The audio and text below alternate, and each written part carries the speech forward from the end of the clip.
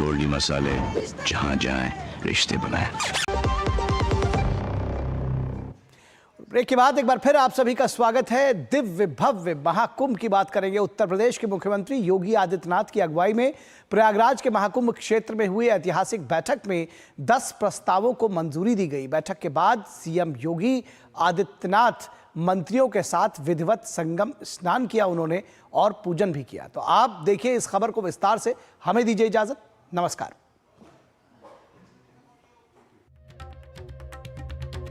प्रयागराज स्थित महाकुंभ नगर में बुधवार को मुख्यमंत्री योगी आदित्यनाथ के नेतृत्व में उत्तर प्रदेश की कैबिनेट बैठक हुई।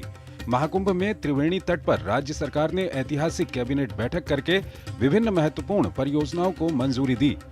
प्रयागराज के महाकुंभ और काशी एवं चित्रकूट के धार्मिक महत्व को ध्यान में रखकर इस पूरे क्षेत्र को एक सस्टेनेबल डेवलपमेंट से जोड़ने की तैयारी है।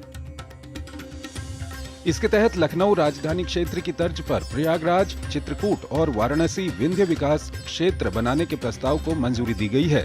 इसके तहत इलाके में आर्थिक उन्नयन, रोजगार सृजन और पर्यटन को बढ़ावा दिए जाने से संबंधित आधारभूत ढांचे को विकसित किया जाएगा।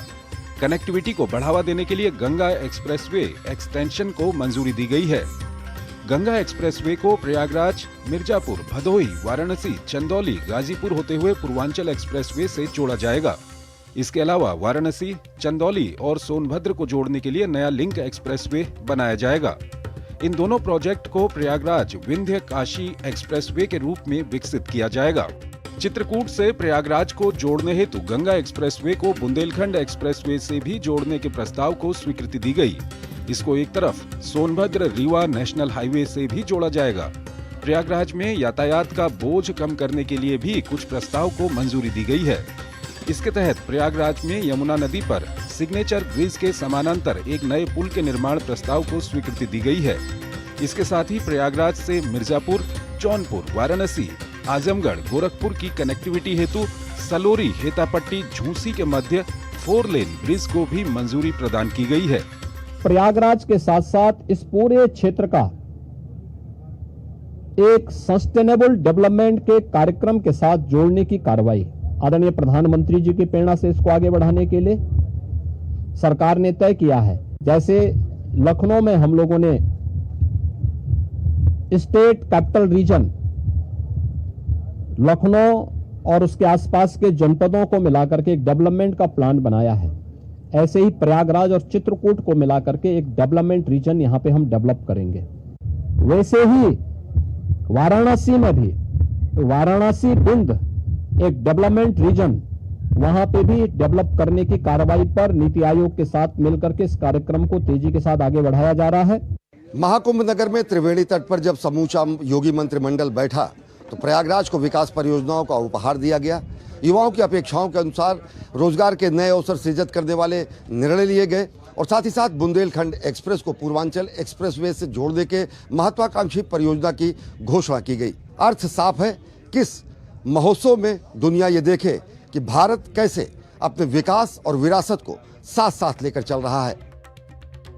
लखनऊ और गाजियाबाद म्युनिसिपल कॉरपोरेशन द्वारा बॉन्ड्स जारी करने के सफल नतीजे से उत्साहित उत्तर प्रदेश सरकार ने अब प्रयागराज, आगरा और वाराणसी के म्युनिसिपल कॉरपोरेशन को भी बॉन्ड्स जारी करने के अधिकार दिए हैं। इससे प्रयागराज की गरिमा तो बढ़ेगी ही, प्रयागराज का गौरव तो बढ़ेगा ही, यहाँ का पूरे उत्तर प्रदेश का समग्र विकास होगा और प्रयाग